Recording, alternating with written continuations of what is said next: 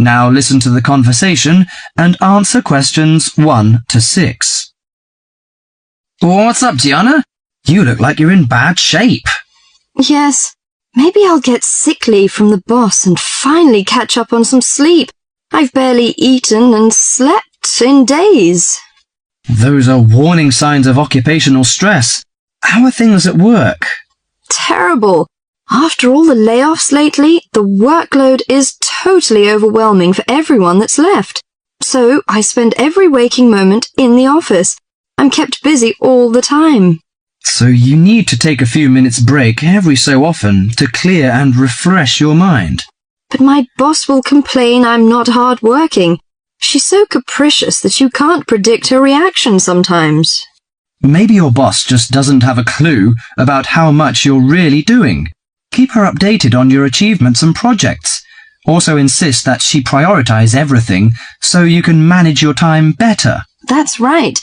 I suppose that would help me regain some sense of control, but I'm afraid that she'll take that as a sign of laziness and give me the axe.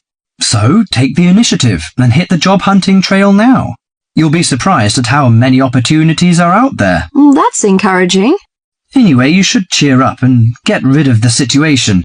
You know, according to a survey, about 40% of all people find their work very stressful, and 25% develop mental or physical diseases. Before you hear the rest of the conversation, you have some time to look at questions 7 to 10.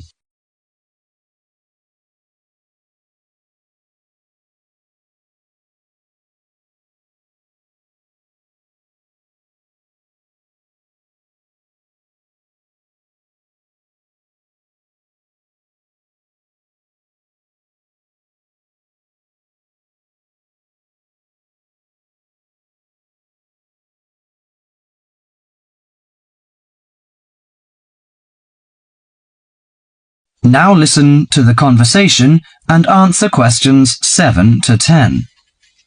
So serious? I didn't know that. How do the problems start? You know, they start when conflicts at work induces stress. Your body reacts by flooding the bloodstream with hormones that tense up your muscles and increase your blood pressure. This is meant to save you in a fight-or-flight situation, but leads to a host of illnesses, ranging from insomnia and headaches to heart attacks, when it occurs regularly over an extended period of time. What should I do to prevent such things happening? Well, most occupational stress is attributed to a recognized lack of control. You should act in advance to relieve the problems. For example, you should actively pursue career opportunities rather than quietly worry about getting fired. Of course, you can't control everything, so you need to help your mind and body cope. Keep a journal to release your frustrations, take short walks to calm down, or if necessary, simply take a mental health day. That is the end of part 1. You now have half a minute to check your answers.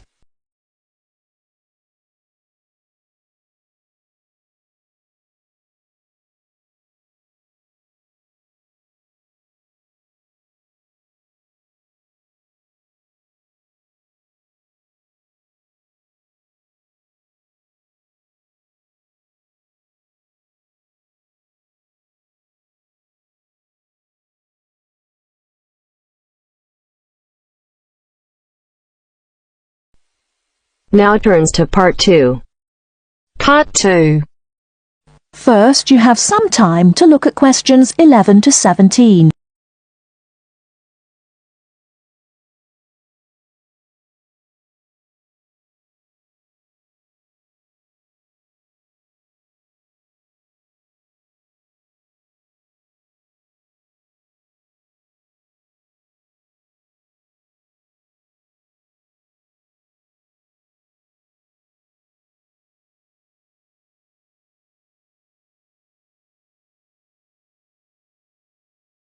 Now, listen carefully and answer questions 11 to 17. Hello, and thanks everyone for coming here today. I know it's always a bit stressful going for a job interview, but it's best to be prepared.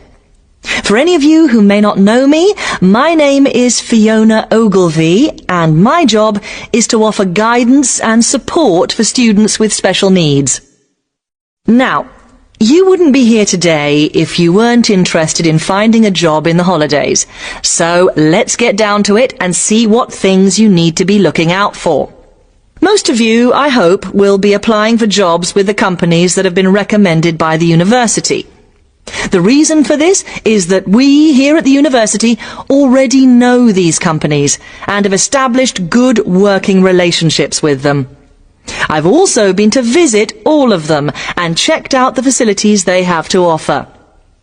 You really need to make informed choices when you're looking for a job, and make sure you know before you even get to the interview stage that your needs will be met. But I know that some of you are applying for jobs independently and have looked at companies outside the university recommended list. So for you, it's best to plan ahead and be aware of what it is you may need while you're working. Things that you need to check when you go for an interview are there enough toilet facilities, and are these easily accessible? Also, you want to check that all the public areas inside the building are barrier-free, so you can get direct access to these public spaces whenever you need to. And ask about ramps into the building, so you know how many there are and where they are located. These kinds of things are so much more difficult to sort out when you've started work, as they take time. But ramps are an absolute must, so please make sure you know where they are. Another thing you must make sure of is that the lifts have the correct lowered control panels. Ask if all the lifts have this facility, or if it's only certain ones. Now, something I think that is often overlooked is working hours. What you want to make sure of is that you get flexi time. This basically means that your working hours are flexible, and you can clock on and clock off in times that suit you. Within reason, of course. Most companies do recognise that it takes much longer for someone in a wheelchair to get on and off buses and trains. Public transport can take that much longer, so you need to be organised and prepared. And for those of you lucky enough to own a car, check how many disability parking spaces are available. Remember that it's your right to have a disabled parking space. These also need to be near enough to a wheelchair accessible entrance or ramp. Okay, are there any questions before we move on? Before you hear the rest of the talk, you have some time to look at questions 18 to 20.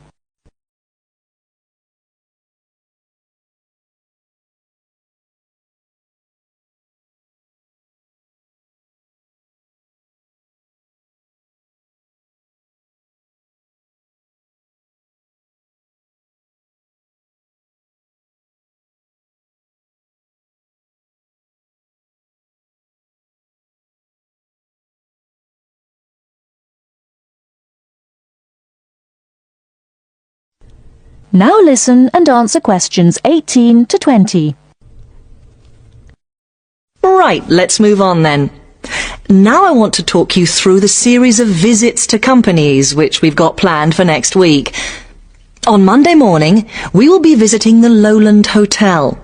They have various summer jobs available, working as a receptionist or conference organiser in their busy conference centre, organising and setting up conferences. You need to be prepared for working in an office environment and spending quite a bit of time talking on the telephone. The bus leaves for the hotel at 9 a.m, so make sure you leave yourself plenty of time to get there. When you arrive at the hotel, please gather in the reception area and wait for someone to take you to your first session, which will be a talk. The talk at the hotel will begin at 10 a.m, and then there will be a short tour of the hotel. There will be a light lunch provided, which is usually salads and sandwiches. The next place we'll be visiting will be on Tuesday afternoon. We'll be going to visit a little local company that makes handmade paper and cards. For those of you studying art, this may be just what you're looking for. We'll be taken on a tour of the company which lasts 3 hours. The tour will start at 3:30 p.m. and after that you'll have a chance to meet some of the staff. Tea and coffee will also be provided. We have no trips planned for Wednesday, but on Thursday morning we'll be going to Tobago Travel Agency. This is a very popular choice amongst our students because you can get student discounts on holidays. We've booked a coach for this and it'll leave from outside the refectory at 8 a.m. You'll need to bring a packed lunch for this, so please don't forget. There is a little canteen where you can buy hot and cold food, but this is closed on Thursdays. Friday, we'll be having representatives from all the companies visiting us, so you will have a chance to ask any questions, and of course, put your name down on the list if you're interested in working for them over the summer. This event will take place in the main hall next to the library, and it'll run from 10:30 until 4. I really hope you make the most of this excellent opportunity to not only earn yourself some extra money, but also to gain experience of what it's like to work. And if you'd like to find out more, then please ask some of the students who worked last year. They're all wearing green badges and will be happy to speak to you afterwards. That is the end of part 2. You now have half a minute to check your answers.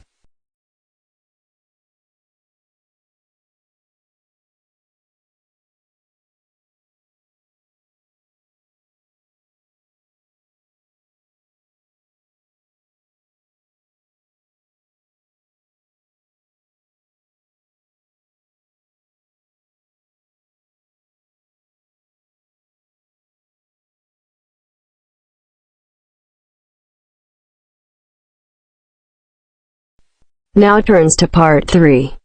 Part 3. You are going to hear a tape recording of instructions and advice, which a woman called Martha has left for her friend John, who is coming to stay at her house and take care of it while she is away. First, you have some time to look at questions 21 to 24.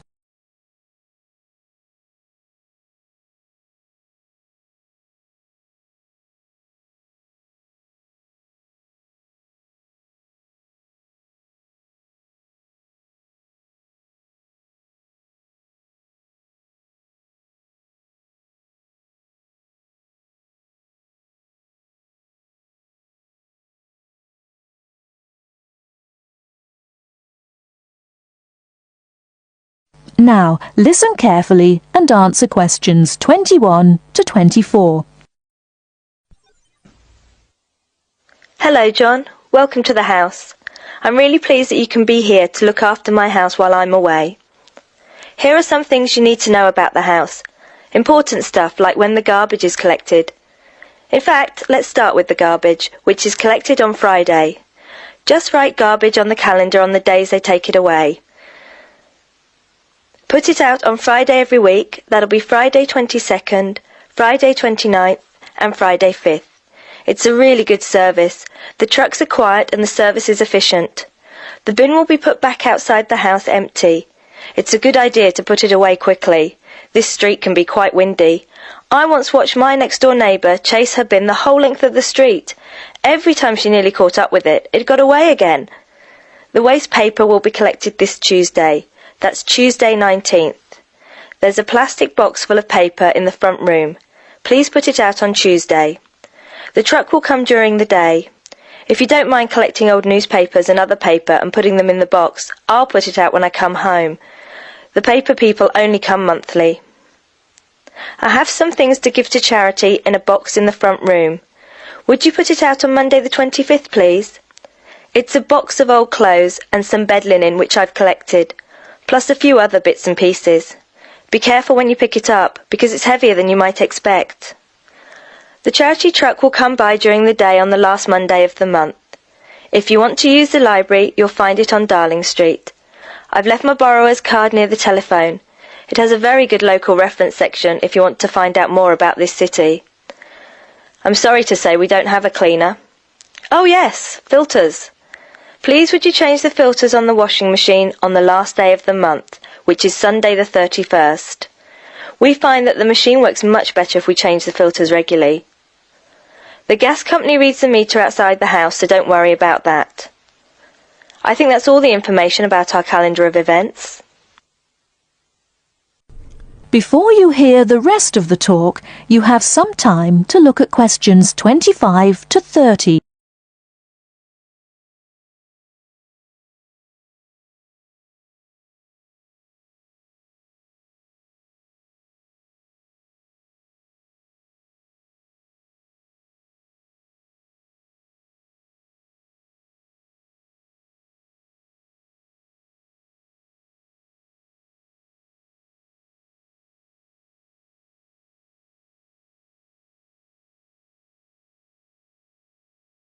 Now listen and answer questions 25 to 30.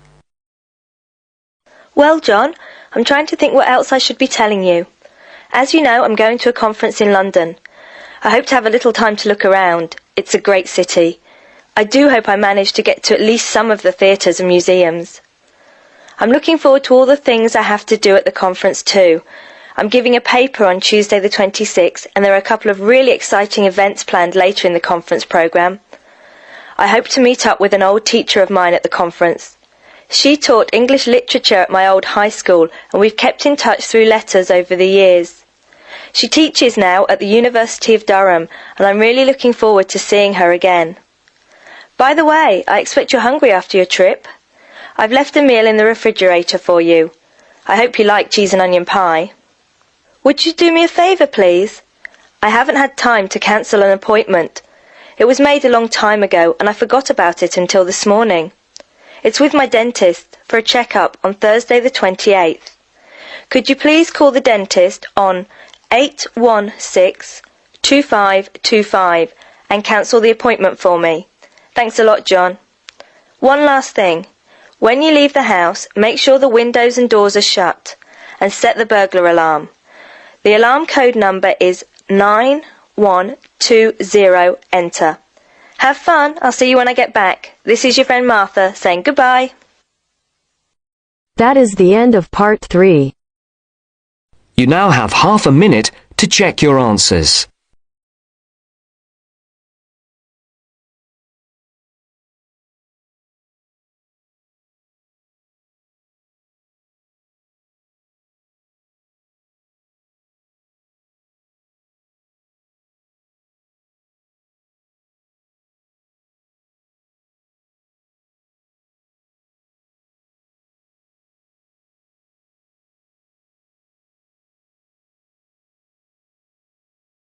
Now turns to part 4.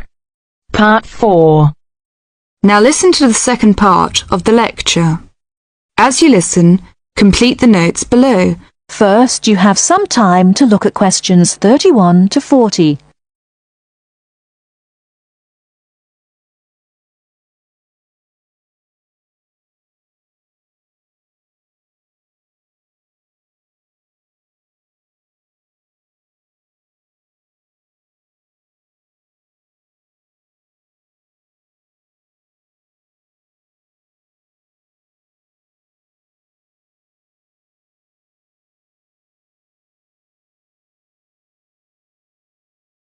Now listen carefully and answer questions 31 to 40. Now let's turn to shopping, which may interest you more. In general, shops open at 9 o'clock in the morning and close at 5:30 in the afternoon. In country towns and quieter suburbs, smaller shops close for an hour at lunchtime, and once a week there tends to be an early closing day when most shops shut during the afternoon. Many cities have a late night once a week when shops stay open until approximately 8 o'clock in the evening. You should ensure that anything you bring into the country, such as travelling irons, heated rollers, hair dryers and electric shavers, can be used on the standard British voltage, which is 240 volts, 58Z. Many hotels will, on request, be able to supply adapters for electric shavers. When you travel, you may want to send postcards home. Stamps can be bought at post offices throughout Britain. They are open from 9 o'clock to 5:30 Monday to Friday, and until 12:30 on Saturday. Stamps can also be bought at postal centre stamp dispensers, at large stores and major tourist attractions. For posting letters, you don't have to go far before finding a red painted letterbox. Alternatively, use the letterboxes at post offices. You may ask how much to tip in hotels and how much it is for a taxi. There are no fixed rules on tariffs about this, and the following is intended only as a guide to customary practice. Most hotel bills include a service charge, usually 10 to 12%, but in some larger hotels, 15%. Where a service charge is not included, it is customary to divide 10 to 15% of the bill among the staff who have given good service. In restaurants, if a service charge is not included in the bill, then 10 to 15% is usually left for the waiter. For porters, we usually give 30p to 50p per suitcase. For taxis, 10 to 15% of the fare. Hairdressers, £2 according to how much work they have done, plus 50p to the assistant who washed your hair. If you drive in Britain, you should remember to drive on the left and overtake on the right. The wearing of seatbelts is compulsory for the driver and front seat passengers. Now let's talk about full details of Britain's road regulations. A copy of the Highway Code can be obtained from offices of the Automobile Association, AA, or Royal Automobile Club, RAC, at most ports of entry. These two motoring organisations can also provide plenty of helpful information to all motorists. Contact AA. Telephone is 01 854 7373, 24-hour service. RAC telephone is 0304 204 256, 24-hour service. For something more serious, telephone operators will give you the telephone number and address of a local doctor's surgery. Alternatively, you can go to the casualty department of any general hospital or, in the case of severe emergency, dial 999. 999 is free. Remember, unless you belong to a European Community country or one with which the UK has reciprocal health arrangements, you will be charged for the full cost of medical treatment in Britain, except in the case of accidents or emergencies requiring outpatients treatment only. It would therefore be wise to take out full medical insurance before leaving home. That is the end of part 4. You now have half a minute to check your answers.